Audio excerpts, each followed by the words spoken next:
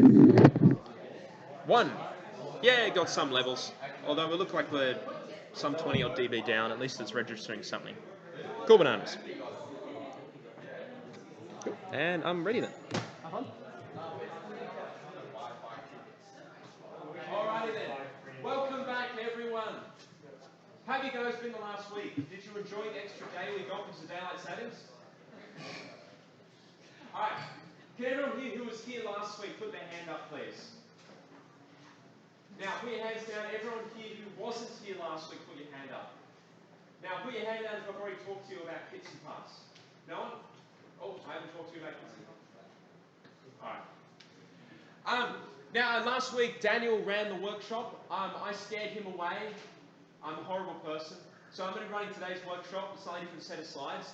My name's Hales. If you ever forget it, don't worry. Just say that guy or whatever. I don't mind. Ask lots of questions. Please interrupt lots. And if you ever do forget, at the top right of the slides is some variant of my name. Now, has everyone got themselves a kit and or a laptop near them? If any of you guys have any issues, find something to share with, because we will be doing the same thing as last week. While we talk for a while, get you guys to make something, switch back and forth a few times. So find a friend, force someone to be your friend, use some frying pan if you need to. The workshop's a lot more enjoyable that way. Anyway, this week we're going to be talking about what are called analog parts. I'll get to more of that detail in a second, but I just want to do a quick recap of what we learned last week first. So, what I'm going to do is switch back to what should have been last week's slides and start with this guy, one of the most important slides. In your kits is an Arduino. It is a small computer. It is a very dumb computer. You can tell it to only do a few things. 1, listen to something plugged into one of its pins, like a sensor or something like that, work out what the sensor's telling it. 2, tell things attached to its pins what to do, like motors, lights, buzzers, things like that. 3, do mathematics. 4, it can make decisions. And 5, it can waste time, which is actually quite useful. Last week we were doing a blinking program where we told it turn a light on, connect it to one of its pins, do nothing for 1,000 milliseconds. Turn the light off, do nothing for 1,000 milliseconds. So one of the most powerful things to remember the Arduino can do is absolutely nothing. If you guys weren't here last week, grab your laptops out and go quickly to Arduino website. There's 2 of them. I think they've stopped lawsuits against each other. Either one's good. And start downloading the Arduino software if you don't already have it, because it takes a while to download and we'll need it when we start first up. Next bit of the recap is this is what the Arduino program looks like. This is where we write the instructions, the things we want the Arduino to do. The Arduino, you give it a program, it will then run that program forever. And I'll go through the examples again today when we're looking at different parts. And crash course on electricity. This probably wasn't covered last week, and I wanted to quickly talk about it. The Arduino's pins, when you're using them as inputs, so listening to things from the outside world, like trying to see if someone's pressed a button or trying to see if a light is a certain level, the Arduino measures a voltage. Voltage is one of the measures of electricity that you can do. There's also another thing called current, which flows through wires. They sort of go hand-in-hand together. The best way to think of them is a bit like water and pipes. Voltage is like water pressure. If you have a voltage difference, water wants to travel through something, like through an LED to make it light up, for example. The thing that actually flows through the water we call current. If you forget it, don't worry about too much of it. I promise you, I'm only going to give you 10,000 equations today. No, I'm not going to give you any equations. I don't like equations. There's a lot more in the world of electricity that you could learn, but that's the basic of what you need to know. And so I'm going to switch back. Oh, and the other thing is these lecture slides are available using this link at the top right of the screen. So if you want to have a look at them on your laptop, or you have some code that's hidden because I've changed slides and you try to annoy me and get them to change back, you can go to that link up the top there and that'll take you there. And I'm still on the wrong slides. Give me a moment.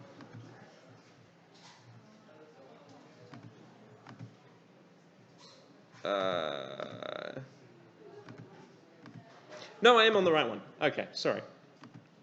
Now, last week when we were writing our code, we used a few different what are called functions in our code. There was Pinmode. We used to set up whether or not one of the pins along the edge of our Arduino was an input or an output. Digital write, to say we want to turn something on or off on one of those pins. We didn't do variables. That's another thing I normally do in the workshops. We haven't done this time around. Delays, and we didn't do if statements last time. I might introduce a bit of that today and explain what that is. But big things were digital read, digital write we used to either tell a pin what to do or listen back to it, or setting its mode. Actually, for the benefit of people who are just new here, I might, point something out, then I'll quickly move on and I'll stop recapping, I promise. I'm horrible at hat stores. They have to throw me out after I recap a few times. In your kit, with your Arduino, these are the pins we use for most of these workshops, 0 through to 13. These are what you put wires into to wind other devices. Big warning that wasn't given last week, do not use pin 0 and 1. They will send you to Kazadum. Pin 0 and 1, you'll notice, are labelled as RX and TX. They're what the computer uses to talk to your Arduino when you plug it in. If you plug your own stuff in there, you can't upload your sketches to the Arduino, it'll just give you errors because it can't talk to it. You get all sorts of fun problems. If you do have problems uploading to your Arduino or anything else with your setup, please put up your hand anytime, we'll come around and help you. Alright, I'll stop rambling about recaps and I'll move on to top hats. Here we go. So, I want to talk quickly about, if I have it in these slides, let's hope I have it in these slides. Here we go. Nature of signals. So, last week we dealt entirely with things that were completely on and completely off. We completely turned our lights on, we completely turned the lights off. We didn't try and dim the lights and put them anywhere between on and off. Same with our buttons. We checked, is the button pressed, is the button not pressed? Half pressing a button is a bit difficult, so that's a bad example. But there are other controls you can use that go in between, like little rotary knobs you can turn. And you might want your Arduino to know exactly what that position is between on and off, somewhere between. When we're talking about things being entirely on or off, we call them digital. Digital is supposed to be new and analog is supposed to mean old, but in practice that's not the meanings we have. So when we pressed that button on last week, it put 5 volts to our Arduino pin. When the button wasn't pressed, it was 0 volts on that pin. So by reading that pin, it was either a 0 or 1, a high or low, a 0 or a 5 volts. You can graph this out over time, like this is volts vertically, this is time horizontally. No button press, I press the button, let go, press again, let go, press again, going on in time. Very simple graph. Analog voltages can go anywhere in between. Let's say this graph at the top here is the brightness of the light in the room. Let's say I've got a little light sensor set up. So it's really bright and then I slowly move my hand over it, make it darker. And then I move it back and forth a few times. If you want to know the brightness of your room, measuring a signal like this kind of doesn't help. You want to be able to measure exactly how bright it is. Even if it's not exact measurements like scientific measurements, at least you know more bright or less bright. So we call those signals analog. If you ever forget, analog is a friend of mine. She chops down timber in a forest. And Digimon is something you can collect.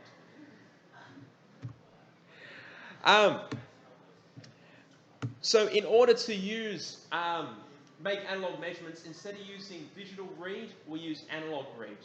And now last week when we did a digital read, the digital read function either would be true or false. We've read a high or we've read a low. Is the button pressed or not pressed? Did we use digital read last week? Do you guys remember? Yeah. We did? Okay, I'm not imagining it. Good. If I start rambling on about something strange, please put your hand up and point it out.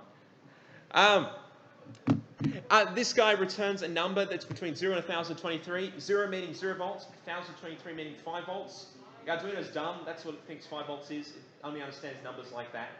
And anything in between are your numbers in between. So we can use that to, for example, if the brightness is above a certain amount, do something different in our code, or control something else variably, all sorts of stuff I'll show you guys later. But what I'm going to do, the first project of today I'm going to get you to do is something completely different. Your Arduino, it's plugged into your computer by a USB cable.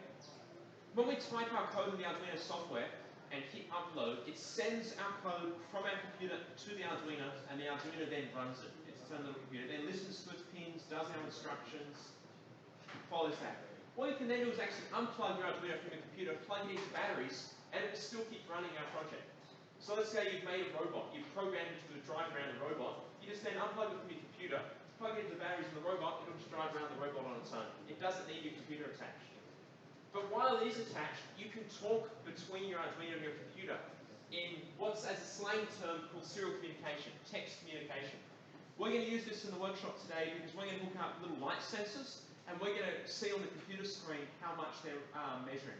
So we're going to get our Arduino plugged into our computer to tell us what the light sensor is saying how bright our room is. and then we're going to move on for other things from there. So we need to be able to talk to our Arduino with our computer. Boring stuff you can skip over.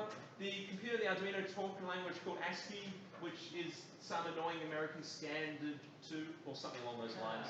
There's a proper version of it. Basically speaking, between the computer and Arduino, there's some wires, and those wires can be high or low, 5 volts or 0 volts, and it changes between the two like a guy pressing a button, and certain pattern means the letter S, certain pattern means the letter lower S, certain pattern means the letter 3.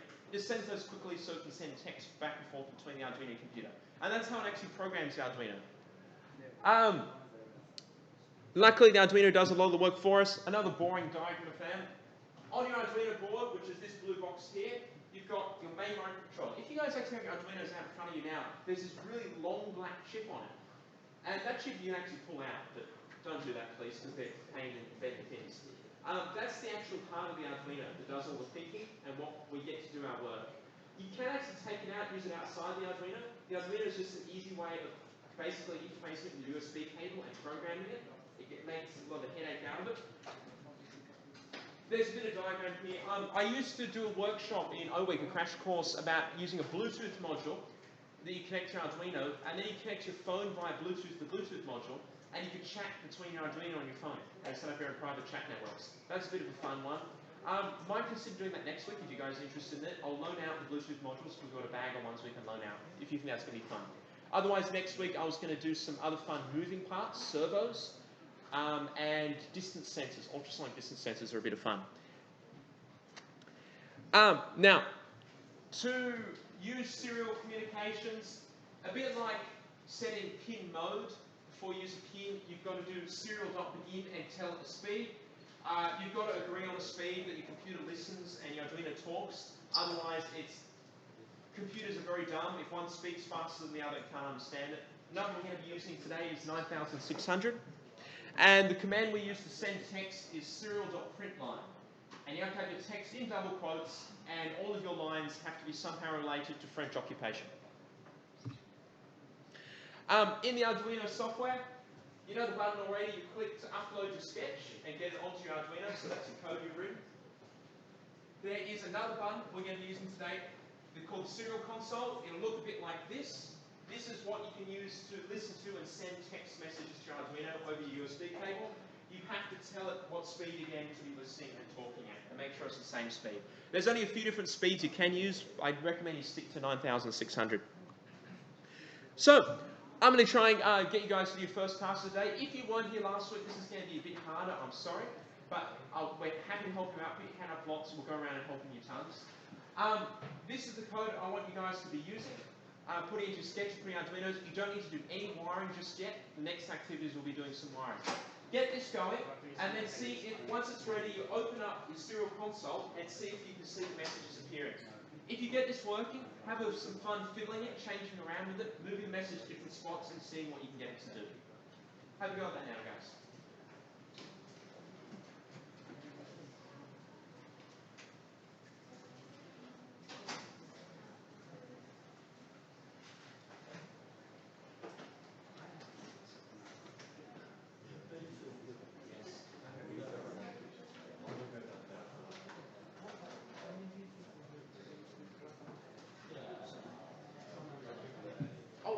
I should probably also mention where this is really useful. I'll do that in a few minutes as well. So I should have said that first. Bad teacher. Yeah, write this code out for now. Get this code working, see if you get it working. And then try to make it from there and see what happens. The next activity is I'm going to go to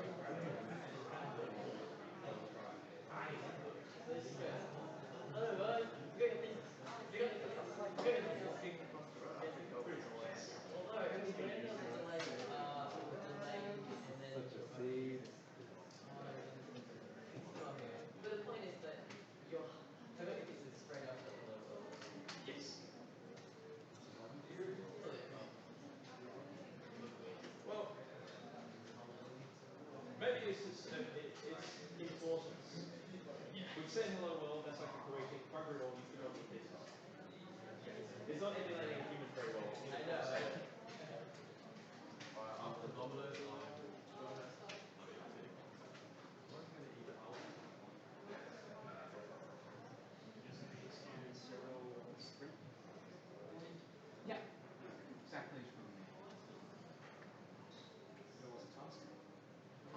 getting this working at the moment. This coding character, nothing creative. Later tasks are more creative. Yeah. Yeah, sorry, I might say now, this sort of thing is useful if you have, for example, I've set up robots before where you control them over serial by tapping a letter, it tells them to turn right, tap another letter, turn left, send them another letter, drive forward, and you've got your computer sending them letters. Other things that's useful if your project needs to talk back to your computer occasionally, like taking measurements, things like that. We're going to be doing that later.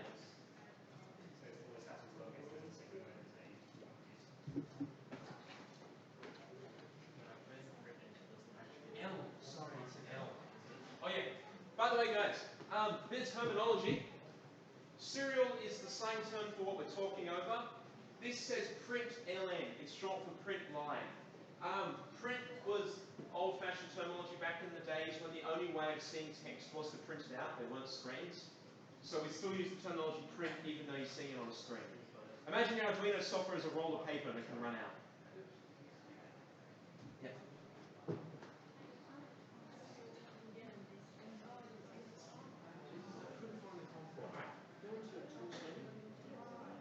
And check the port, see if it's, there we go, make sure it's selecting port. The Arduino software is really done, and it doesn't, if you've got multiple Arduinos plugged in, it lists multiple there. If you've only got one, it's too stupid just to select it and select it for it.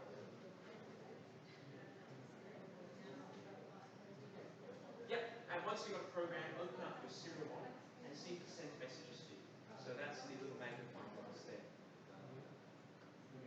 There we go. And you can see exactly what it's doing. It's doing what you've told it to there. Have a go on modify and see if you can get to send different things. It's the same as using kilobytes of Processing delete, no, that's its storage capability for the program. So it's got a 32K flash storage program. It's got 8K RAM. I can't remember. So that's its permanent storage. yeah. Alright. How you guys going? Who's gotten the serial monitor up and seen the messages? Put your hands up.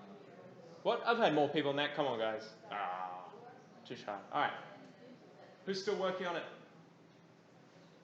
A few people? What are you guys doing at the back there? You part of the workshop? How you guys going? You still working on this? Got it to work? Who hasn't got it to work and doesn't want me to move on? One over there? Speak up. Put your hand up so I can help. Come and help.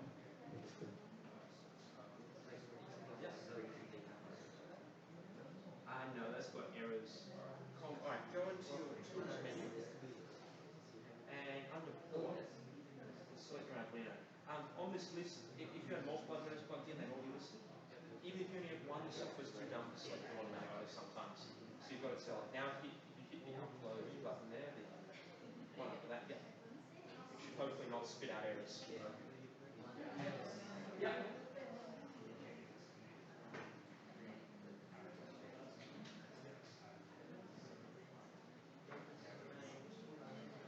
Something wrong with the installation. That's mega. Sorry,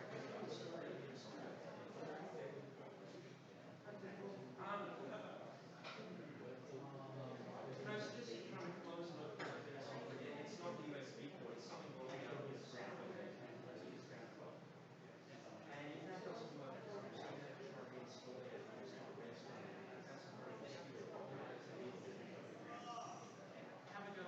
Yeah, see if it works again.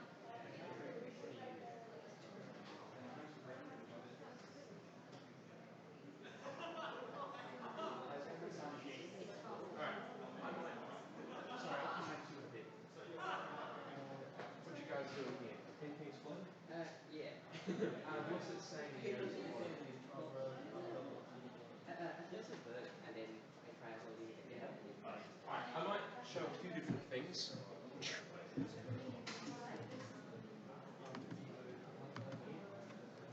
Alrighty, a few people have had an issue with their Arduino software. This is something I'd like to go through as a first week activity. We didn't go through last week. I might throw it in the end of today. It might be useful. The Arduino software likes complaining and throwing you errors. That is its job. It thinks that that's what its job is. It doesn't think its job is to do what it's told. One of the big things you always have to do is at the top of the Arduino window, there is a tools menu, and underneath there is port. On my computer, it's grayed out because I don't have an Arduino plugged in. But generally, what happens is you've got a menu there where if you've got multiple Arduinos plugged in, they'd be listed. If you've only got one, there'd only be one. You've got to click on it because your computer is very stupid and doesn't realize which Arduino you want to talk to, even if you've only got one plugged in. When you do that, you should not get any errors on the bottom unless something else is wrong. If you're still getting errors down here at the bottom of the screen, where it's orange, put up your hand and we'll be able to help you. Now, I apologize, this is a bit of a slow and boring start. I'll move on to talking about analog voltages and getting to measure them. Oh, before I go any further, last week we were using those pins along the side up there to interface with our lights and our buttons. There's another set of pins in our Arduino we're going to be using now called the analog inputs on the other side. The only thing that they can do is measure analog signals. They sort of can do other things if you trick them, but for the most part, that's what they can do. And they're numbered A0 through to A5. And just as an idea of what you can use using analog measurements, this is a robot I made a few years back. This is the bottom half of it. It has a couple of wheels, motors and gearboxes to drive around. I called it ForkBot because it has two forks at the front and skates around on. It was a lot of fun. This board here is the interesting bit. On this board, I've got what look like 5 LEDs. They are LEDs. They light up the ground under the robot. And then I've got a line of 10 what are called phototransistors. These are light sensors. So I've got a line of light sensors, and this robot was designed to follow a line on the ground. So it would shine a light on the ground and then measure how bright it was on the line and work out whether or not it's drifted off the line. The line literally was just a bit of electrical tape on the floor that it'd have to follow, black electrical tape, and it was a white floor. I got it just working, but that was the night before the competition, and I'd only finished the build of the robot then and none of the software. So I think I slept in the next morning, didn't go to the competition, which was a bit sad. But it was a lot of fun. A lot of fun to build and get working. But the idea is, if I have all these light sensors here, I want to be able to measure each of them. How bright is the light it's seeing? So if it's on the floor, it'll be white. If it's on the tape, it'll be darker. And more annoyingly is that if the ambient light levels are different, like different lights, different sunlight, they report different values. So I had to do some dark voodoo to try and correct and calibrate for that, which was a bit of fun. Oh, and more fun was the fact that each of those light sensors reported values wildly different to the other, even if they're looking at the same thing. So I had to do spreadsheets and calibration. If you want to know, find boring electronics projects, talk to me. I love spreadsheets and calibration. But if you're only using a few light sensors, you don't have to worry about any of that stuff. It's much easier. And we're going to be using a light sensor in our first activity here. LDRs, they're called. Light dependent resistors. In your kit is one of these guys. They look kind of cool. Please don't eat them. They're made of cadmium sulfide or something like that. They've got two legs. They're like resistors. Resistors we used last week with our LEDs and with our buttons. They only let a little bit of electricity through, a little bit of current through when you put a voltage on them. They vary their resistance depending on how much light is striking them. So we can sort of measure that indirectly by setting one of these up to change a voltage, and that voltage we can measure using our Arduinos. The way we use the analog read function is we have to create what's called a variable. I might open last week's traditional slides in order to introduce this. A minute.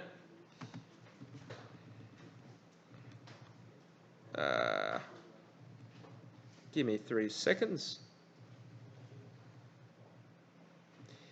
Aha! The language we're running in these Arduinos is called C++ or C or whatever variant you want.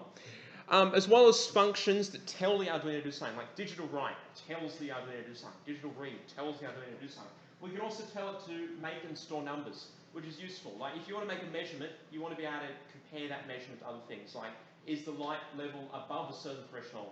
Is this person shouting at me more than normal, etc., etc. I'll start whispering from now, sorry. In C++, before you use, it's a bit like algebra in that you can create a variable called x and give it a value. It's a lot not like algebra in that you can give a variable a long name, like Bob's children, and you can set Bob's children to 1,000. The way you do it, so first, before you use a variable, you have to tell the Arduino this is a variable that exists. So I'm running int x. Int stands for integer. If any of you guys like mathematics, it basically means a whole number. It can't be a fraction, it can't be a decimal, this has to be a whole number. I'll talk about decimals and fractions later briefly, but I can say x equals 5, brilliant. I now know x is 5, I can then compare x, use x to different things. You can also do division. Your keyboard doesn't have a divide by symbol, so instead we use slash, 6 divided by 2. Or you can even say, now this is where it's not like algebra. The way C++ does this is ignore the left-hand side, calculate the right. So previously we set x to be 6 divided by 2. What's that? 3. Yep. Now what's this next line? 3 plus 2 is 5. So it sets x to 5. It takes the right-hand side, whatever is calculated there, it assigns to the left. So you can only ever have one thing on the left. You can't write x plus y equals something. You can only write x equals something, y equals something. It's the way the programming language works. It's not like algebra, and I'm not going to get you to do double derivatives. Integration contest. There was a great poster a few years back in the maths building. It was for an integration thing. I wonder if they still run that. I think they do, yeah. That's scary. Yeah, and so longer variables, you can set them to, also multiplication is the star symbol on your keyboard. Again, you've got no multiply symbol on your keyboard. If you used X on your keyboard, it wouldn't know the difference between that and the letter X, and the computer will get very confused. Computers are easily confused. I'm sorry, you have to be very patient with them, and they like throwing errors. Finally, there's a few other types we're not going to be using. One is called a char. It means a character. You can store letters. Another is a float. And that's one of the ways you can store decimal numbers, but it's sort of sketchy and inaccurate and does dodgy things. Because computers can't handle numbers properly in a lot of ways. But anyway, so before you use a number, you've got to declare it with int. So what we're going to do, back to today's slides, we say there's a number called reading, int reading, and I've sort of merged two lines into one. Come on, computer, there we go. The examples I was showing you earlier would have written int reading, semicolon, new line, reading equals analog read of pin A2. I've merged it to one line here. But the interesting thing is, this is not a number. This is clearly not a number. It's a function. It's like digital read or digital write. What the Arduino does is, again, it ignores the left-hand side. It does that. So it does that reading of pin A2 and will turn that into a number. So again, remember, when you do an analog read on Arduino, it will give you a number between 0 and 1023. If it's a light, for example, you might wire it up so 0 means complete darkness, darker than the black holes of Venus. Does Venus have black holes? No. It has black holes orbiting in its rock belt. Ask me about astronomy questions, I'm great. And 1023 is the biggest number it can return. So basically, the Arduino runs this, turns it into a number, and then it says reading equals that number.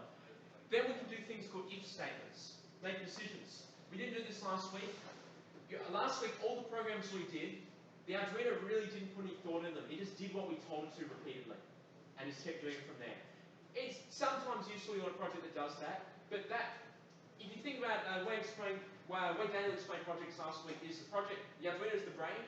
You've then got inputs and outputs. Inputs, things like sensors it can see the world with.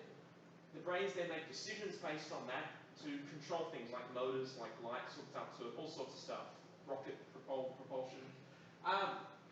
Last week, none of our programs really made any decisions. They were very dumb. With an if statement, we can tell it to make a decision. If statements, they can basically just compare numbers at the end of the day. Is the number greater, less than, equal to, not equal to? That's all they can do. Here I'm saying, is our reading greater than 1023? Have you ever done it? Because I said you can't give you a number greater than 1023, so it's a very bad example, and suggest you currently have a supernova in front of your light sensor. Before we get on to the actual activity, I'm going to bore you to death with some theory. If I have a wire at the top connected to 5 volts, and a wire at the bottom connected to 0 volts or ground, and 2 resistors with the same value, what's the voltage in the middle between them? 3.5. No. No, not 3. Did you say 3.5? 2.5, yes, halfway between. If you have 2 resistors of the same value, wired up like this, the midway is 2.5. So if I wired that middle wire to the Arduino's analog input, and I told it analog read, it'd give me a number around half of 1023, so 510-ish approximately, if I measured that. If I try to measure the 5 volts, I get almost 1023, somewhere around there. And if I measure the 0, I get around 0, somewhere around there. Now the interesting thing is, if you have different resistors, the way it works is, these resistors add up to 10k. So The voltage across here would be 1/10 of the total voltage, and the voltage across here would be 9/10 of it. So between here and here would be half a volt, and here and here would be the remaining 4.5 volts. Half a volt plus 4.5 equals 5. So this center point here is now only half a volt. And we've changed that by varying the ratio of things. Now, this is where we get into how we use our light-dependent resistor. Boring equations, multiple examples. What we do is this. We have on the bottom, instead of our traditional resistors, we have our light-dependent resistor, and on the top we have a fixed resistor. So just any one of the ones from your kit. I recommend you guys try both, because one of them will probably perform and give you better numbers than the other. I'm going to get you guys to do that in a minute. You wind them up exactly like this. If you haven't used your breadboard yet, I'll do a quick recap of breadboards quickly. But one wire to a resistor, then the end of that resistor goes from a variable to resistor, and then back to ground. So two resistors, just as the previous diagrams, and we measure the voltage in the middle. The reason this works is that, let's say, is always, 1 kilo ohm, whatever it's supposed to be.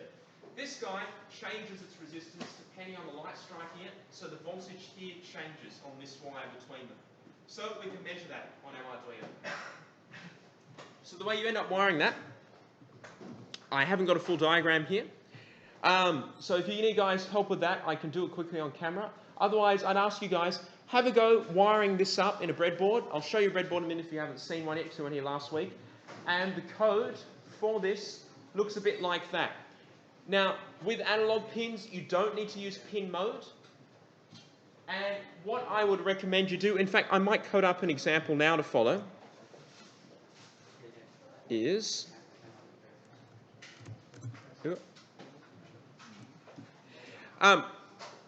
what you can do, now that we have the serial connection set up, is you can do int reading equals analog read, and then you give you a pin number. Let's say I put it into A0. And then you can say serial dot write line, print line, and then tell it to print the reading. So what this is going to do is it's going to read the light sensor, then it's going to send the number to your computer for you to look at it on your screen in the serial monitor we used in the last activity. Oh, it's going to. I don't have a board plugged in, so it's not happy.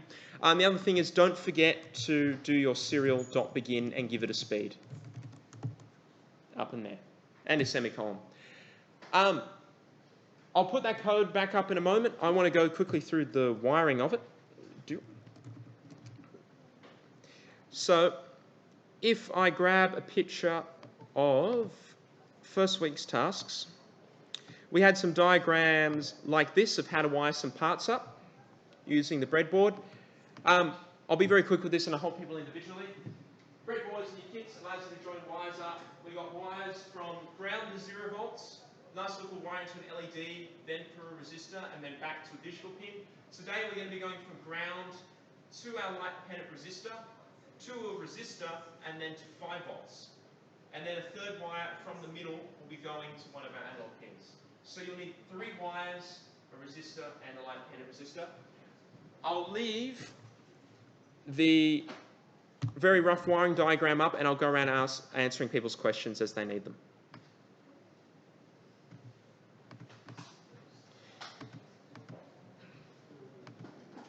Have a go at that now. So the aim of this task is you're going to be measuring what's in the light-dependent resistor, and you're going to have numbers being thrown at you on your screen telling you what the reading is, so you can have to play around with it. Yep.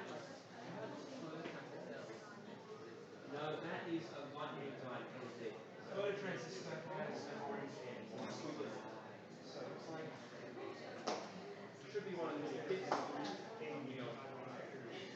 Yes, beautiful. That's the one. The LDR, light-dependent resistor, is a bit like I've drawn it there, orange with a little squiggly bit on the end. There should only be one in your kits.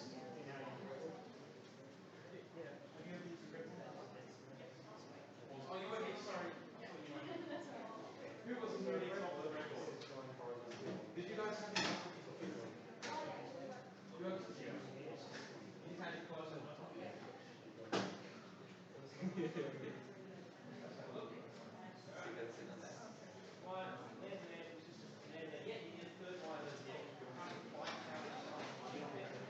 Oh, actually, no, sorry. One side of the circuit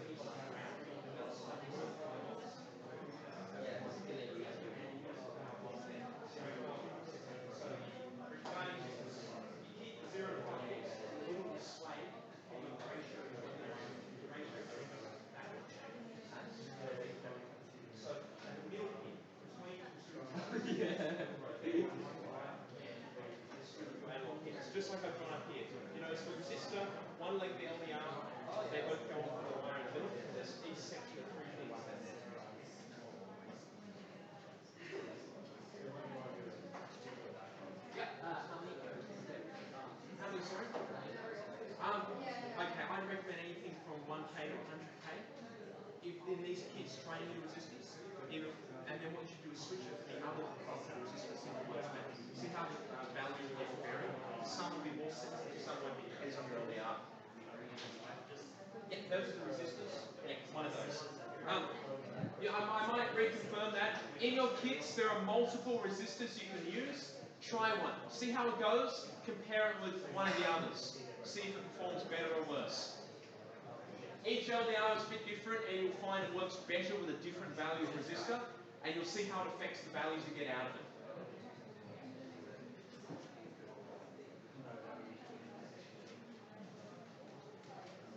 Is that a custom color background?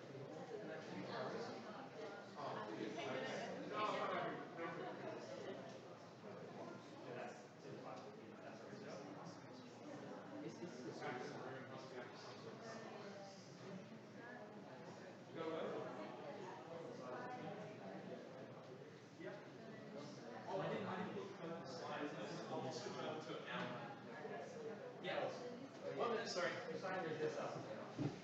Oh, either. It doesn't matter which way around you put the resistor in the LDR, and I'll get you guys to experiment with that too in a minute. But I'll switch over to a Z code. Where is Z code? Here is Z code. Now that is very difficult to read at the moment, so I might try making it bigger. Ha, 50. There we go. And that should be a real number in there, like 9,600.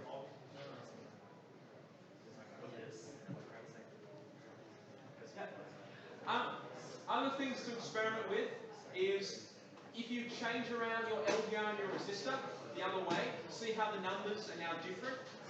And another thing is try adding based on the. Can I grab everyone's eye contact just for a few seconds, please? Sorry, guys. Once you get this task working, have a go at changing this code. Add an if statement, checking the value of reading, and if it's above a certain number, send a different message. Have some fun making some different changes. Also, if you want to play around the wires themselves, apart from changing the resistor out, try swapping around the LDR and the resistor and seeing how your numbers change and seeing what that does to your numbers. I'm going to leave this code up again. Feel free to ask questions. We'll see how you go.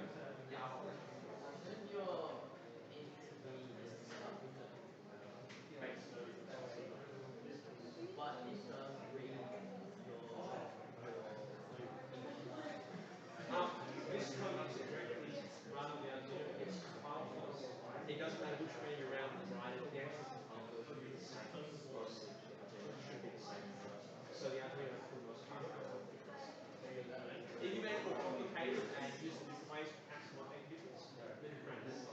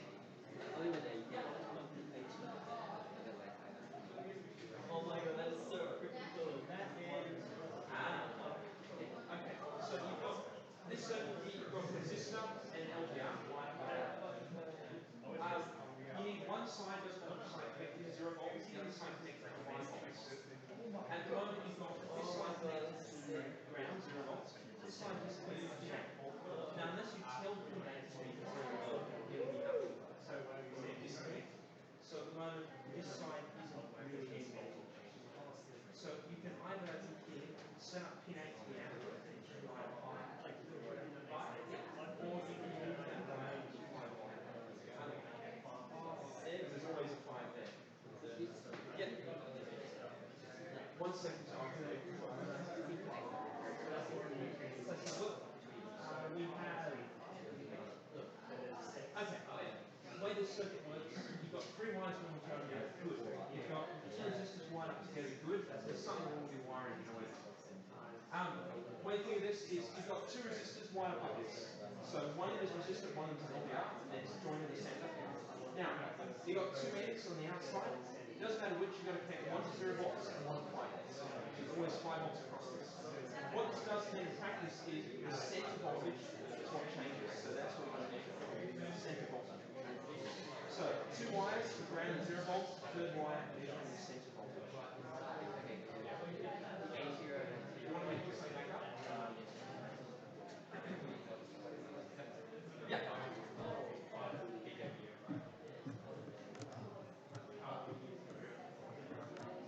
That key. Okay. Yeah. Bit of a misleading diagram with some things, but yeah. So you've got resistor on top, LDR on bottom, wired like that. Basically on a circle like this, 2 resistors next to each other, joined at the middle. One side you have to wire 5 volts, the other side 0, it doesn't matter which way around. And then the middle voltage is what changes and what you want to measure. So you've got 3 wires, 2 power, 1 measure. How are you guys going with that? Has anyone done anything interesting and cool with it? Anyone lost any theses? You lost the thesis? Yeah.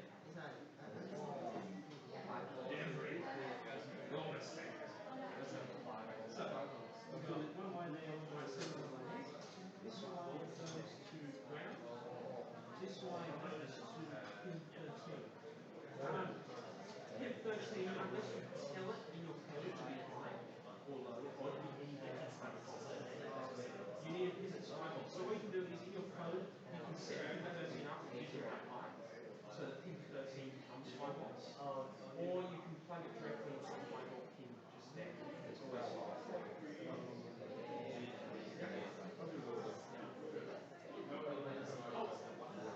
The way it works here, I might explain a bit about the program. Sorry. Cool. If I could grab everyone's eyes for another just a few moments, I want to explain something else about the program here. Now, the way setup and loop works is all the code between the curly brackets and setup gets run once when the Arduino starts up, and then everything in loop gets run repeatedly over and over again forever. So all this program's going to do is it's going to take a reading, send it to your screen. Take a reading, send it to your screen. It's going to keep doing that forever. If you want to slow it down, add a delay line in there so that it wastes more time between each loop. If you want it to speed up, you can actually get it to run at a higher baud rate, much, much higher. If you check the serial monitor, you can see how high the numbers go and have a play with that. But yeah, in actual fact, most of the time, as it is, the Arduino is not doing any work because we're talking at such a slow speed, it's actually spending most of its time waiting, doing nothing, sending letters and numbers. So in actual fact, your amazing Arduino that can run at 16 million instructions per second is only doing something like 10 letters per second at the moment with the way we've got this set up. Anyway, put your hand up if you're still getting this working, you haven't got it working yet. Alright, I'll give you guys a few more minutes, then I'm going to move on. If you have completed it, just do something cool with it, see what interesting things you do, have a play around and break stuff, and we can come around and help you.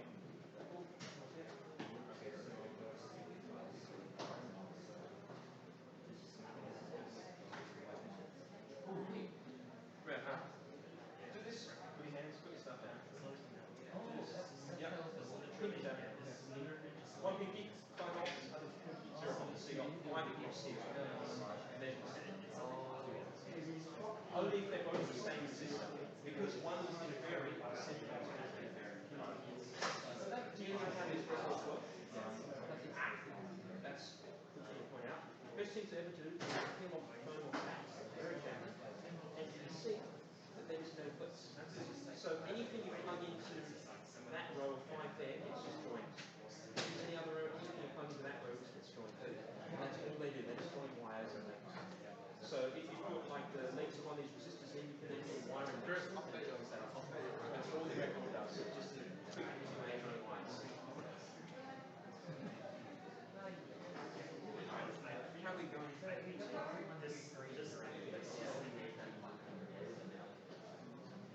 1023. What does 1023 mean? Yes. So for some reason, which of the wires did you measure?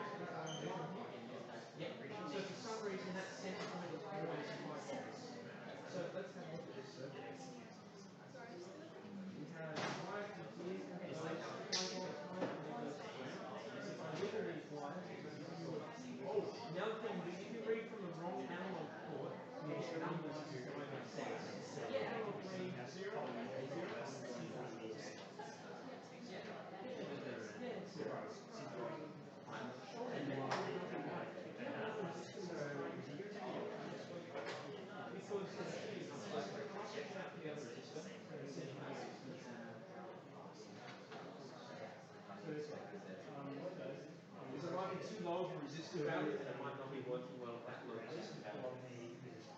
The young light pad should still be jitter around here. Because that suggests that the ground wire is connected here. It will always be 5 volts, so I'm thinking it might be a dodgy wire. So I've got this one. This won't make it work. Yeah, this wire's here. Why is it just missing?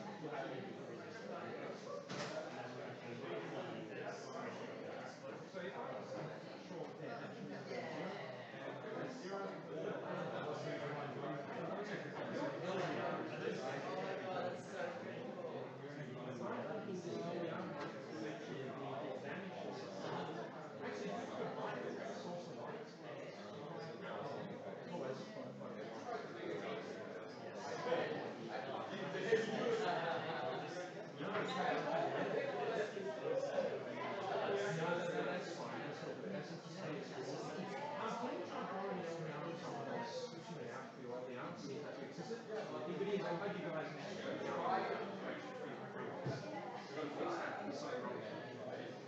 Alrighty. Oh, you got a question? Few more questions. The ones we close the setup. And so the setup only gets 1 dose. Yeah, and then it's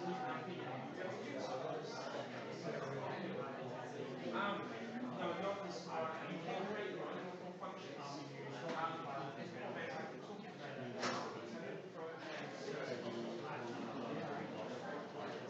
This is straight C. In that you've got main function, and this is set now setup. I believe the setup is exactly like the main function. This is on there for environment.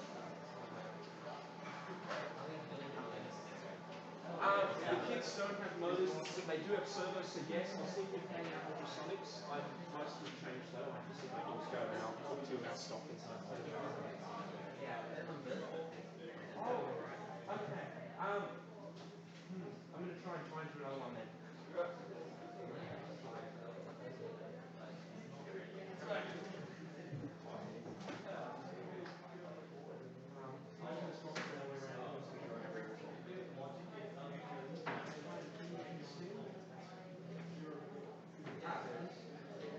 Try this one. This one won't keep it, and I'll have to replace it. Sorry about that, guys.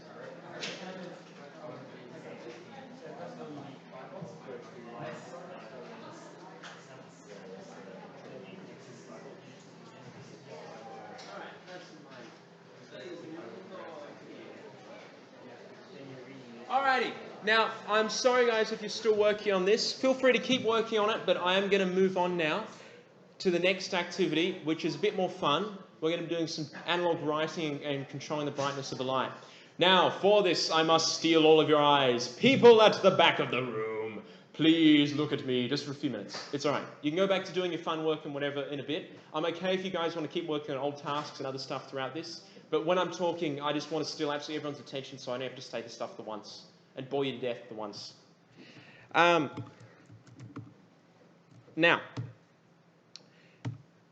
analog output.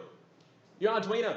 We had a look at it earlier. I'll go back to the picture. It has digital pins and it has analog input pins, which means that it can, if I go back to it, come on, somewhere around here.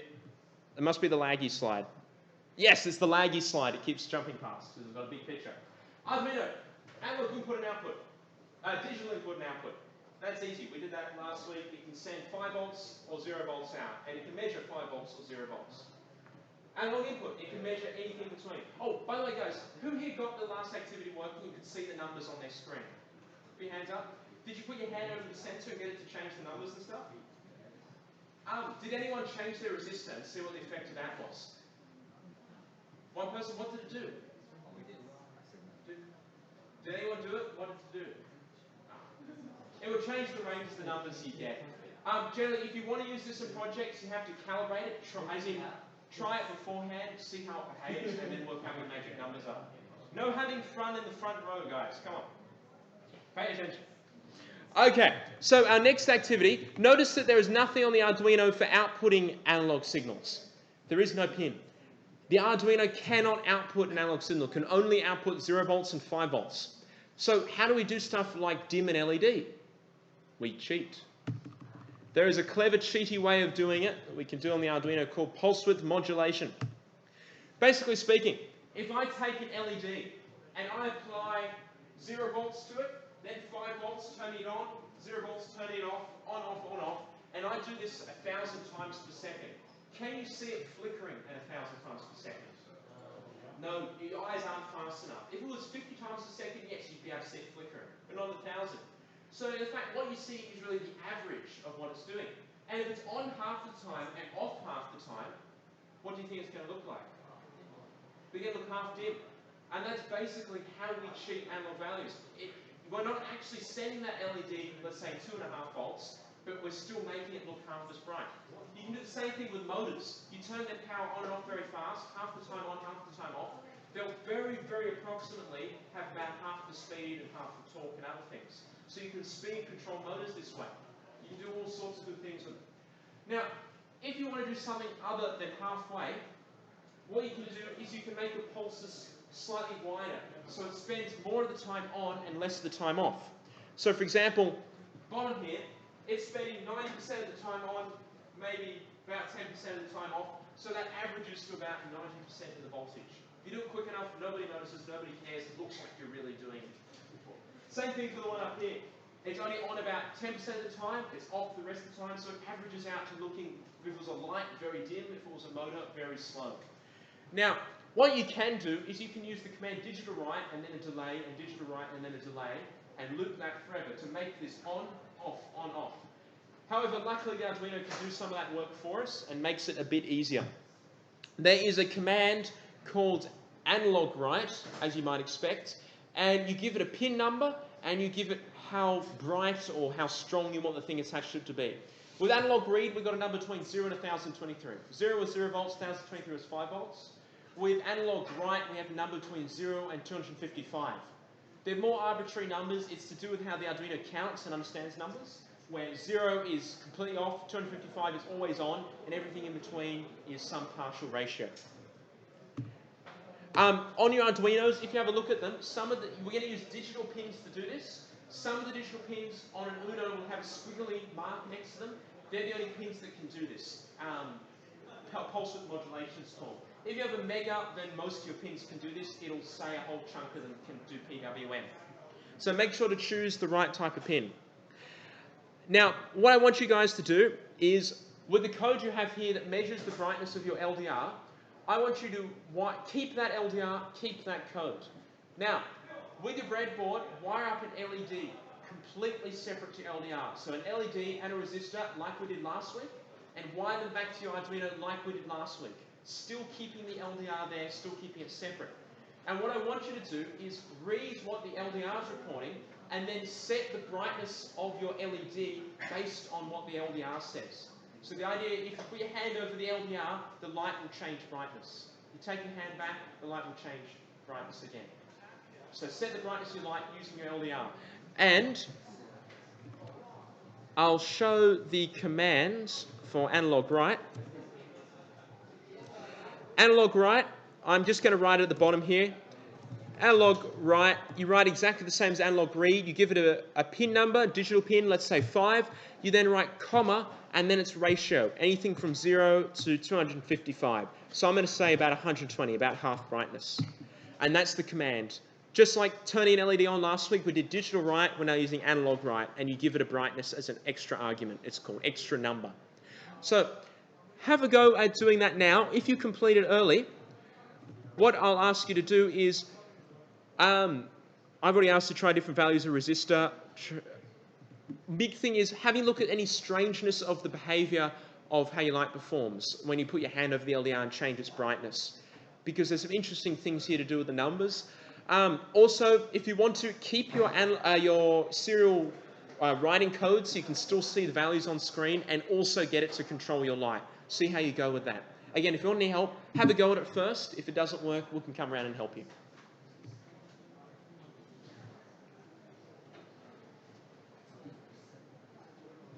And if you have ever wired up an LED before an Arduino to one here last week, ask us to show you how it all goes. Yep. Yes, I'm going to grab a pen and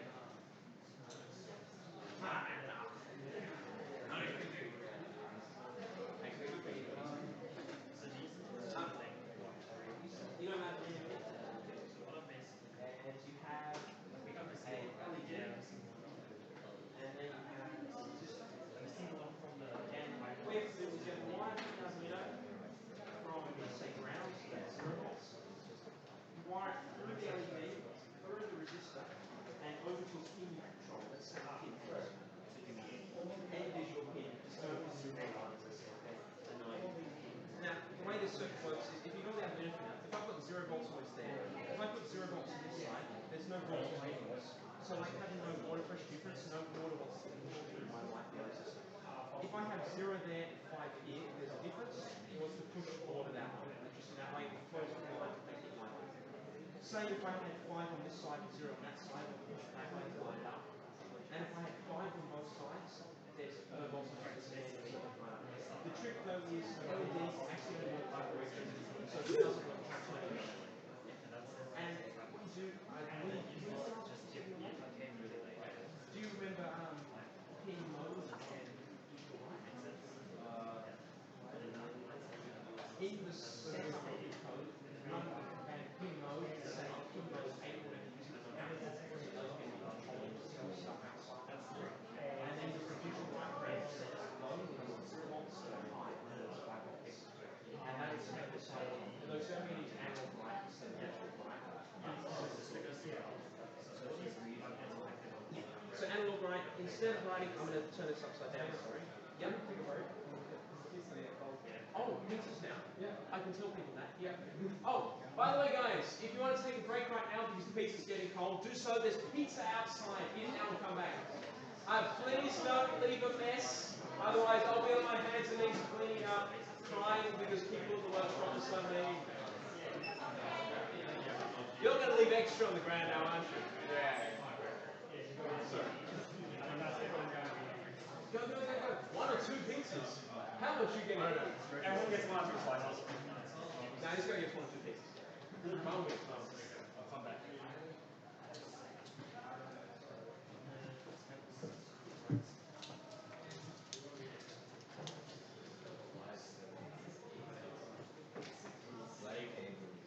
These breadsticks. Yes, the black one that Is it cold? Sorry guys, I'm getting cold.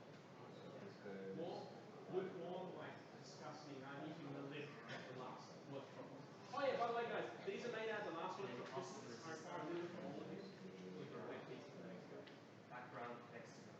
So That's the ground. yes.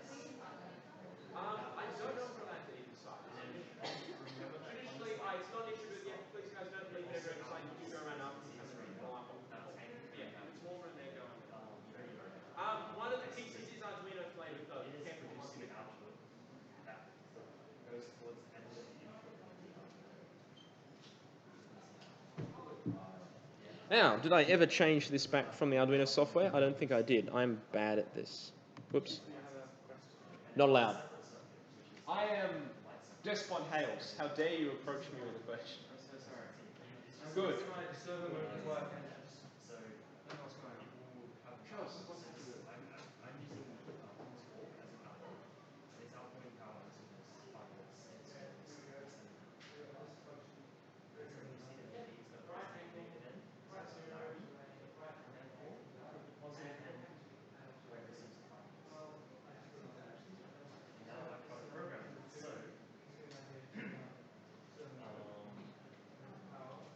first, the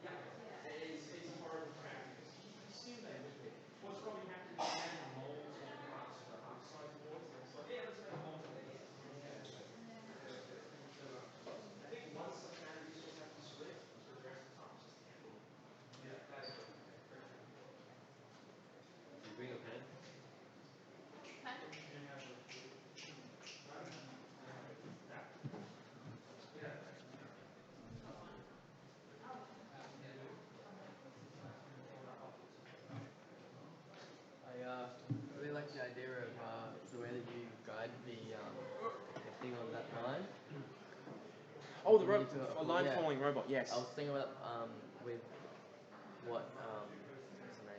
I don't know, the girl with the blonde hair does. Like, 'cause I'm like in like the robot thing with like the autonomous thing, very like. Tall, blonde hair, talks awkwardly. Yeah, that one. Yeah, that one. Lachlan? Anyway, Lucky. yeah. They use like cameras apparently, and I was thinking of trying to like really bright light, but then like there's some problems with like ambient light. But there's a solution, different wave, different light. I was using around 900 nanometer infrared. Problem is the sun gives that. Yeah. So what I did is those lights on there, those LEDs, is I'd take a measurement with them off, take a measurement with them on, subtract the two. So I just had effects on my light. Yeah, Unfortunately, there was a whole bunch of complexities about the fact that if you have a graph of light in versus value measured for each of the sensors, it's not a straight line. It's a horrible curve, which means technically what I was doing is a bit dodgy, because you're subtracting two numbers, depending on the ambient light levels, they might end up this far apart or this far apart just because of the shape of the curves and stuff. But I ended up getting it mostly working and calibrated to some degree. And this was actually back in high school, so That's it was quite a bit of fun. Yeah. But I was a bit pressed for time and didn't actually work out. Because if you were able to like solve that properly, you can do the same thing with what Lachlan's doing, because you can just shine it on a different thing, and sure, it's not going to like reflect all the way, but you can sort of calibrate it so that you know. So because as you go to like toward it, the intensity will increase as you Distance sensing. Yeah. You can use light as distance sensing. It's more difficult though, because you have to know how reflective the thing is and other stuff. Yeah. If you want to do distance sensing, I'm not in the little kits and the biggie kits. There's distance sensor modules, which I'll be going through next week, and if you don't have one, I'll be lending them out anyway. And they're a lot of fun to get working and stuff. But he's doing camera vision, looking at lines, isn't he? Yeah. For the project. I don't know. I haven't asked him exactly how. I don't think you can have arms outside sides with long lines on them. Or I think there might be size restrictions on the robot and other things as well. Have you ever played a game called Unreal Tournament 2004? No. There's this car in it that puts out giant blades out the sides to run people over. Right. But anyway, I see. one of those with light sensors. Right. Yeah.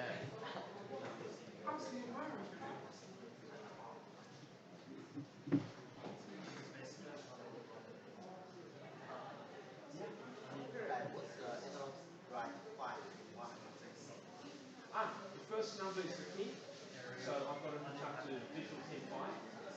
And the second number is the intensity or the ratio. Remember the portion modulation graphs I was doing? 255 is always on, this 5 volts constant. 0 is flat, every number in between is ever between, like 10 might be little peaks, so very low level, narrow peaks. And 200 would be very wide pulses. So basically, if you hook it up to an LED and you give it 0, the LED will get off, 255 will get on, 120 will be about half bright, 60-ish will be about quarter bright, etc. And LEDs don't actually work like that. The LEDs are linear with brightness and stuff, so it's not exactly half, like exactly. But yes, that sort of way. Does that sort of make sense? Cool.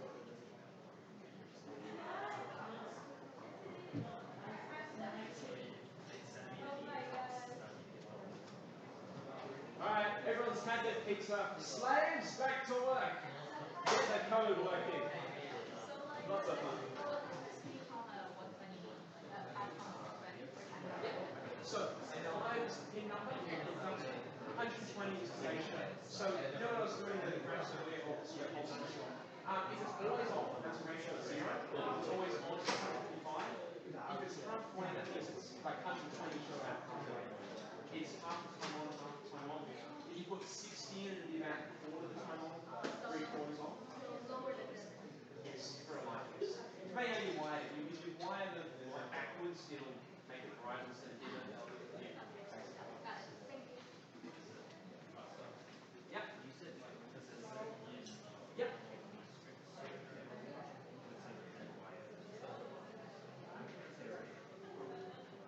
Perfect. Yeah, that's the group in. That means these 3 wires are connected. That leg, and that one. So that's the one you want to measure for changes, and then one end you could wire to 0 volts or 5. Yeah, measuring the steps. Pilfer from a neighbor's supplies.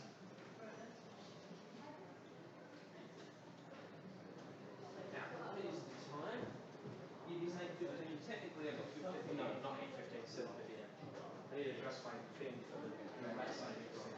probably love it adjusting to IC to outcome.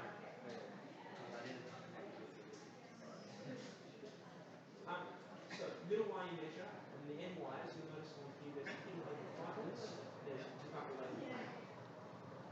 Because the moment you're trying to measure two pins, you only want to measure two wires, you only want to measure yep, one end. Now look at the line you've got on the end there, that's the set. That's what you want to measure. So you want to put an analog inputs. The analog inputs is what the Arduino can measure as analog signals. Yeah. Oh, it's fine. What? It's not supposed to work. I rigged these examples not to standard guys. Yep. You give it a pin number, comma, and then the brightness of the light. So that can be a number or a plain variable. Yeah, and that means it will always be the same brightness. If you instead, less confusing, analog input, analog read. If you use the variable analog input and instead set it up brightness, whatever analog input is. So analog input gets set to the light level this is set to change it, and then set the LED brightness related to it. So as the light level changes, so you can change the brightness. Yes. Yeah.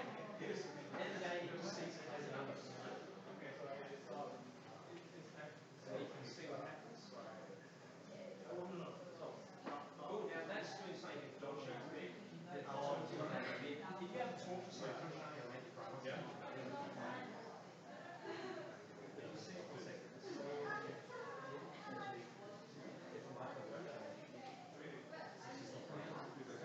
Well, this is different things. What interesting thing is, because it sets a number between 0 and 255, this creates a number between 0 and 1024. That does mean so, what does it do when you put a number large than 255? It wraps around that 0. So 1024 is actually 4 times 256. So if you were to gradually put some money on there, this would go grandpa,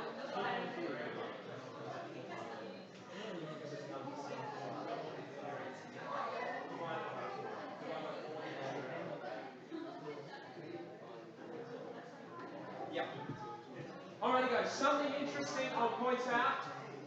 Can I grab everyone's faces? I promise this is probably the last time today I'm going to disturb your work before I go rambling on. I will do a little extra ramble at the end about a few different Arduino related things, what we're going to be doing next week, and also how to find parts for your own projects, how to buy them. I'm going to do at the end of this today, but I'm going to get you guys to finish this task off for now.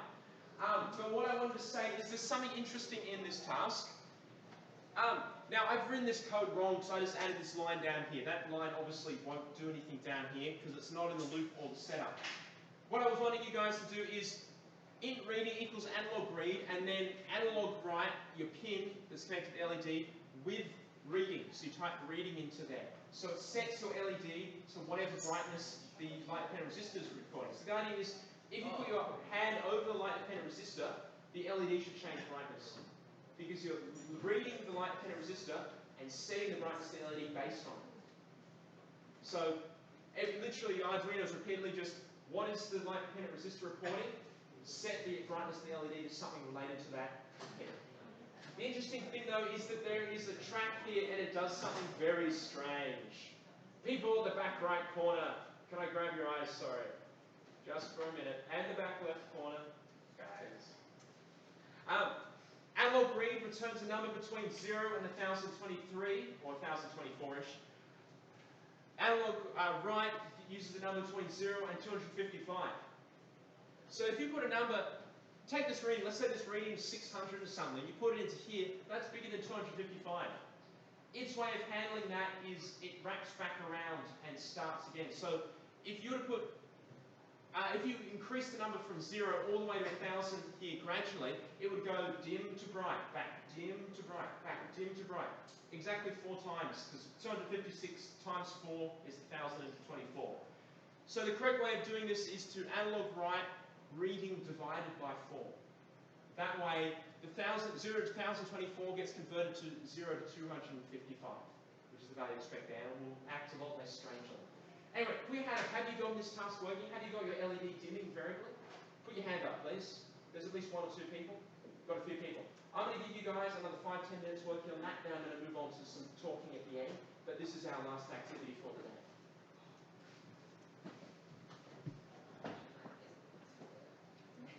Have you tried summoning demons? Arduino demons. What's happening? Let's have a look. 0 again. Reading is down over here. 0. Yeah, okay. Void loop is all the code between that curly bracket and that curly bracket. Void setup is all the code between that curly bracket and that curly bracket. Your code is down here. It's neither in the loop or the setup. Yes. I just wrote it there because it was convenient for me to just throw it there arbitrarily. Let's have a look. You've got 2 int reading. Also, in plain, you've done int reading, so you've defined reading, but you're saying, oh, there's another int reading with the same name. So from now on, just get rid of int. You only have to say int reading once, the rest of the time you say reading. The int tells it, hey, there's an integer called reading that exists. I do that once. Definitely not. Let's have a look.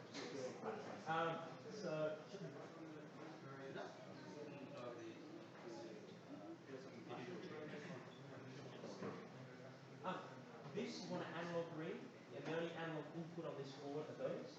This you want to take an analog out, or PWM out. And the pins that can do that are marked with a squiggly. So you do have this one wired right here. It will PWM this LED to change brightness. That is presumably 0 volts. Yeah, that goes to ground.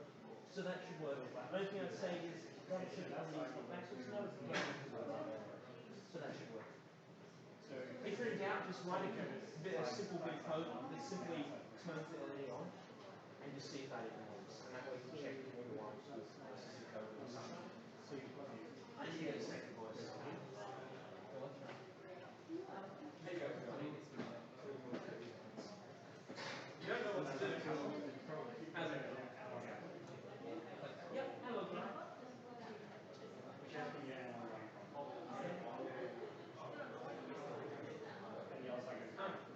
You only need to initialize a variable once, and then you can just use it as a reading. Just type reading. Yeah. Okay. Oh, sorry. Yeah, because this is an output pin, you have to do Pinmode. Sorry, that's what I apologize. Yeah.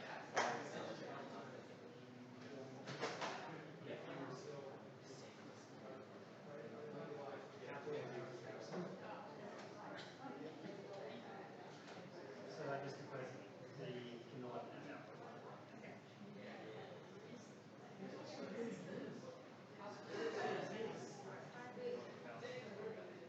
So what he wants is you do read and you vary the right values.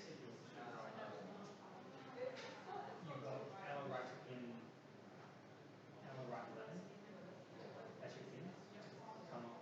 And so your value should be divided by 4.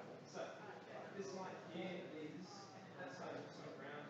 That side is Just try that. so let's have a look. Whereabouts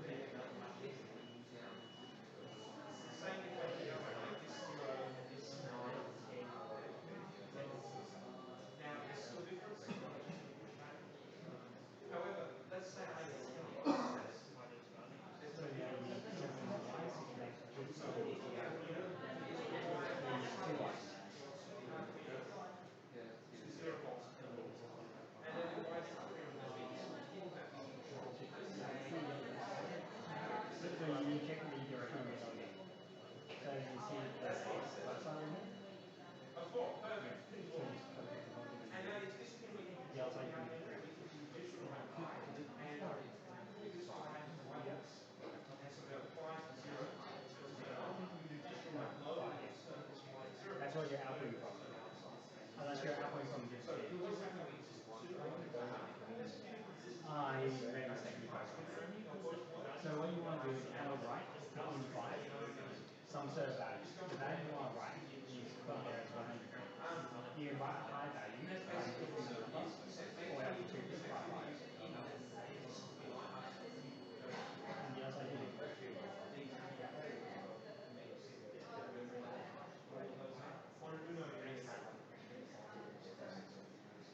And instead of the digital right,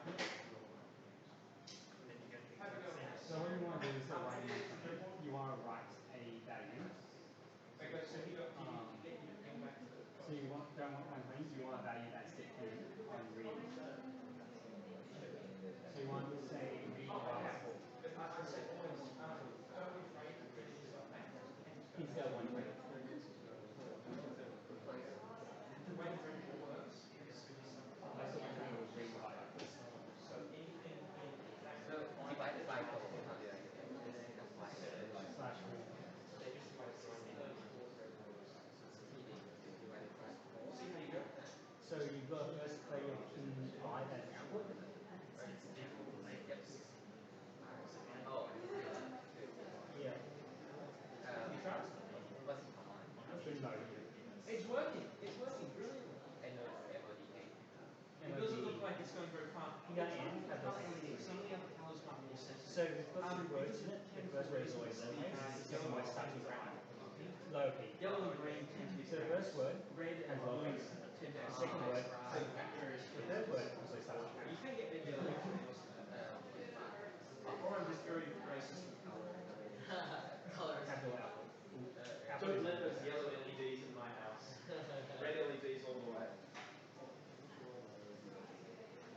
You try turning it around? Yep.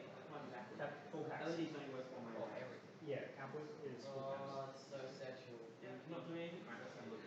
So, we've got this wire connected to a pin control, yeah. Goes through the resistor, through an LED into this wire to ground. Let's have a look at your code. So which pin is it? Is it 5? Okay. You need to set pin 5 up as an output. Digital pins, you go to Pinmode first on for the logic. See if that fixes it. Otherwise, they magically work and sometimes don't. Pin capital N for mode. Yep. Bracket. Give it the pin number. Comma. And then the word output in capitals.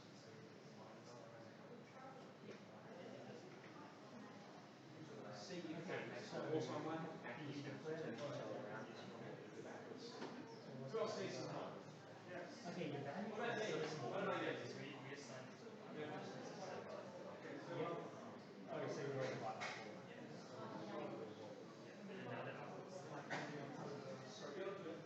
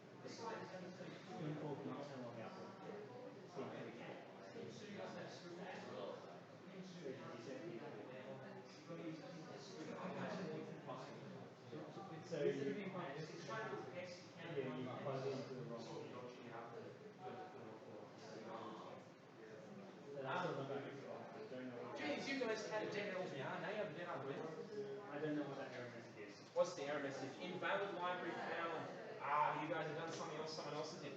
You've saved one of your sketches into your library folder. You can't unfortunately do that. What you need to do is this folder here. If you go to it, it's in your documents folder at Arduino and libraries. You've saved some stuff from there. You need to move it out from there. So either delete it or cut and paste it somewhere else. You can't save stuff from there unless it's an actual library. Do you guys know what libraries are?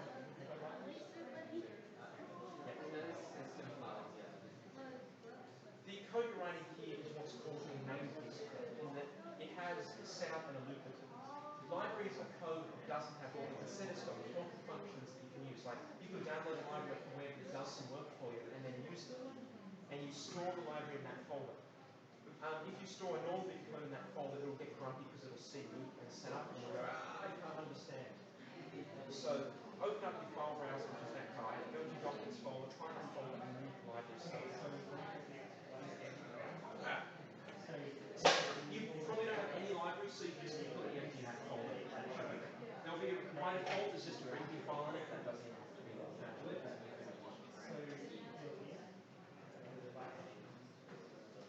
Sorry, going back.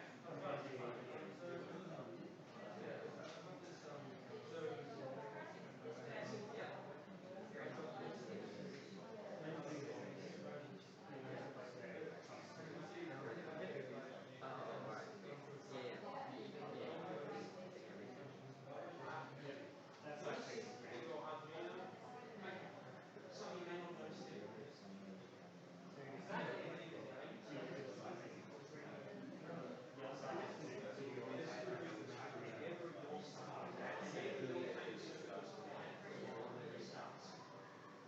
Power is being killed to this. The reason is the USB.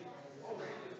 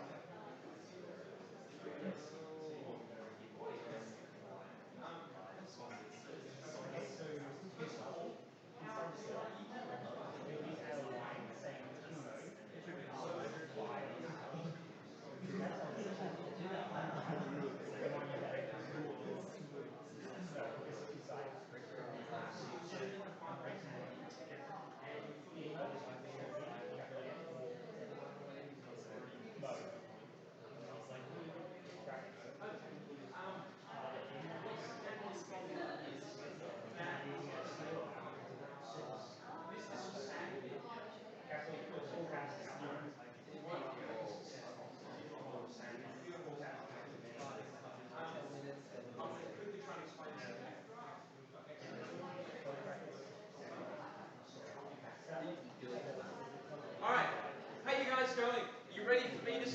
In fact, what I might do is, this workshop's officially supposed to finish at 1:30, so I might say, I'm going to talk for my last bit now, show you guys a few more things, then you'll feel free to keep working on your own stuff or go home and do whatever you want to do. I'll finish up. So if you guys don't mind, if I could peel you away from your projects, get you to put your stuff down, look up from your keyboards, take your earbuds out, comb your hair, have a look at me. Alright, guys at the back, guys in the centre right. Guys in the centre right, it's probably a political thing. Anyway, there's only a little bit more to this. Now, one thing I like taking people through is how to buy electronics. Last time I did a really long-winded thing that was boring and I brought in catalogues and I threw them at people. I'm not going to do that this time. I'm just going to very quickly go over it in a few minutes. Now, all the electronics in these kits, we haven't made. We don't have our own factories and stuff. We buy it from China. China is a beautiful place where everything is cheap. However, China is slow. If you buy stuff through eBay or AliExpress or other sites like that, you can get really cheap electronics, but it takes about 4 weeks to get here. It's really slow. The shipping is free. I recommend, if you ever need parts for projects, first and foremost, try and get it from China because you save so much money. They're at what I call the 4-week China end of the scale. At the other end of the scale, you have what are called brick and mortar stores. Physical stores like J-Cart, you can buy electronics from, Altronics, there's a few other places around. They're very expensive, you can get things same day. You can literally walk in, get a part, go out. When I say very expensive, I mean 10 to 20 times the price. And I'm not joking by that. Create, we kind of sit approximately double the price of what we get stuff from China, sometimes a bit more, sometimes a bit less. The $20 kits we're giving you, I think we actually might be losing money on, I'm not sure. Everything else we earn some money on. And there's all sorts of different places in between you can buy stuff. There's reshipping services, which are a bit like 4-week China, but try and ship it to you faster. They do it in batches, various ones of those. Small online suppliers. A good example is Little Bird Electronics. They buy from various other people and then they do like weekly shipping rounds. They've got a website, but again, they're quite expensive. Create is also another great place to look at stuff. But apart from, and also there's traditional online suppliers. I can give you names, don't write these down because you probably won't use them. Element 14 RS Components. They sell mainly discrete parts like individual chips and resistors and things. Most of the time you'll get electronics, you prefer to buy modules. Like in your kits, you'll notice a whole Arduino is a module. There's probably other boards in there that do things for you rather than individual parts. But what I'd like to say is one of the biggest things to do when you're starting out electronics is what's called window shopping. Finding out what parts are available, which ones are easy to use. Now that you guys have done a little bit of coding with the Arduino, a little bit of wiring, it would be easier, go on the web, look up words like Arduino motors, and look up tons of guides, and they'll point out common parts. Also on eBay, if you look up Arduino motor driver, you'll see a whole bunch of different parts there. Similarly, if you go to any one of these stores, like brick and mortar stores like J-Cart, they have beautiful catalogs full of pictures. Even if you're not going to buy from them, get the catalogs so you can see what sort of types of parts are available. So if you think you're building a project, you can just go, oh yeah, those might be what I'm after, things like that. One of the biggest things when you start an electronics project is you just don't know what's available, don't know what you can use. Find catalogs from brick and mortar suppliers, go online, look around a bit. As I said, there's a mixture of sites. There's some that will sell you everything down to the tiny nanoparticle components, or there's sites, I kid you not, my first electronics order I ever did from a traditional online supplier, it was from Element 14, and I bought some small capacitors. And I thought, they're what are called tiny surface mounts, so they don't have legs. Instead, they've got little bits of metal each end you have to solder down. I thought, let's go with it, it's cheapest.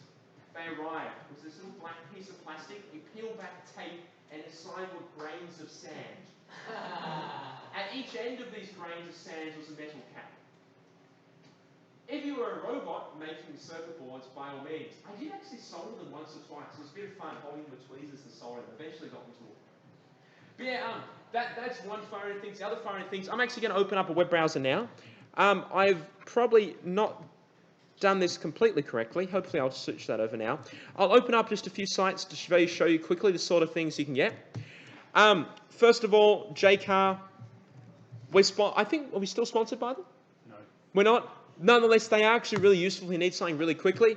And I think they've got an online catalog, but if you go in, their catalog is free. And just like a Harry Potter newspaper, the picture on the front of it changes. And they've got all sorts of beautiful parts. If you look in all the stuff we don't want in funny names, somewhere in here, one second, if I just look up Arduino, see if I can get Arduino related parts. But the Arduino can work with basically any electronics on the planet. When I'm using the word Arduino on online searches, it's just to find parts that people commonly use with Arduinos, so there's likely to be guides on the web for them. So we've got breadboards, we've got sockets. Sockets aren't that interesting. More breadboards, more Arduinos. Here we go. Relay modules. These are switches. We've got laser modules.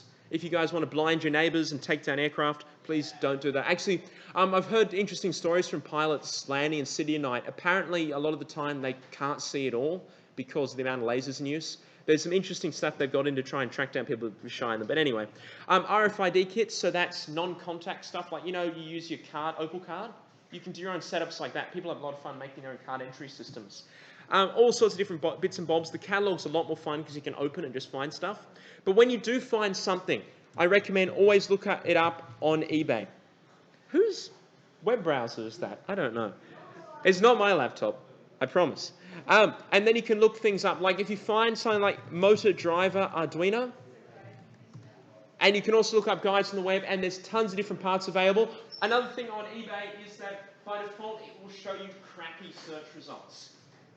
The reason is the location, you probably can't see this, there is item location default, Australia only and worldwide. What the hell is default? It's a weird mix of Australia only and worldwide and somewhat of neither. I always recommend you switch it to a worldwide so you can get the China results and order cheapest. Like that module at the top there, they're charging $20 for. I can guarantee you can probably get that for $3 or $4 from China shipped. The catch is if it's from Australia, it tends to arrive within a week. If it's from China, it takes longer. But yeah, other people to window shop off. I mentioned Little Bird Electronics, Create. You can window shop off us. Please look at our stuff, play with our stuff. Buy it off the web afterwards. Don't buy it off us if it's cheaper. At the end of the day, we love selling stuff, but we love doing it because it helps you guys. We're not going to ever push you to buy our stuff if we can find you a better place of buying it from. And you can always ask us for help. We might be able to point you in the direction of different parts. And there's also what's called the law of Chinese packaging inertia. If it looks the same, it is the same. So for example, this motor driver down here looks very similar to some of the ones we sell. It's slightly different, it's identical. It's just a slightly different board, it's not, it works the same, everything else does that otherwise. So that's enough of me rambling on about parts. I do have some lists in the slides here if you're interested. I did add a few more small online suppliers and places like that. But best thing to do when you're looking at making a project, just see what parts are easily available, because so many of the modules for Arduino cost less than $5 each shipped. You can build all sorts of cool things involving lots of different parts. Next week, if you're going to come along again, will be our final workshop. We're going to work with servos, which are in your kit's little geared motors, so we can get some stuff moving. We're also going to work with what are called ultrasonic distance sensors. Some of your kits won't have them, we'll load them out for that. I'm going to play around with this. There's some actual modules you can use in parts. A lot of electronics projects you're approaching Arduino, you make it a bit like Lego. You don't have to solder components out. You can use breadboards and pre-made modules and it does all the work for you. The only time I recommend trying to solder stuff is if you want to make something very, very small and you've already got it working with other boards, or if you're using very custom parts you can't otherwise get, which most of the time is unusual unless you really start enjoying stuff and want to go more hardcore. But apart from that, thank you all for coming. I hope to see you again next week. If you've got any questions, feel free to stay behind and ask them. I'm happy to help out with anything. The only thing is, if you want to ask about coursework, I can happily answer very specific questions about parts and advice there, but I can't flat out help you with your coursework. Otherwise, good seeing you all. Have a good week. I hope you get another hour of daylight saving on the next weekend too. Yeah. Hey, Chris. I don't think there's any more slides. I'll turn off the badly done live stream. Oh, actually, there's one more thing I wanted to talk about. Anyone here doing electrical engineering? You guys. And also anyone else here doing engineering in general? Put up your hand. As part of your course outlines, you have to do some work in any sort of industry related to your strand of engineering, and you have to get a certain amount of hours. They generally recommend you do them around the 30th year. I would recommend getting whatever you can do it over summer break, stuff like that. Try and find, there's organisations that offer things under a variety of names like scholarships, bursaries, all sorts of stuff. One of the big things about them is a lot of them help you get into work. They find places for you to work and stuff. And you guys from the lecture talk, come over here and talk to me. I've got a particular one I can try and point you toward that I think is particularly nice. Otherwise, Should I stop recording? guys will have fun. Oh, did I not stop recording? No. All good. See you guys.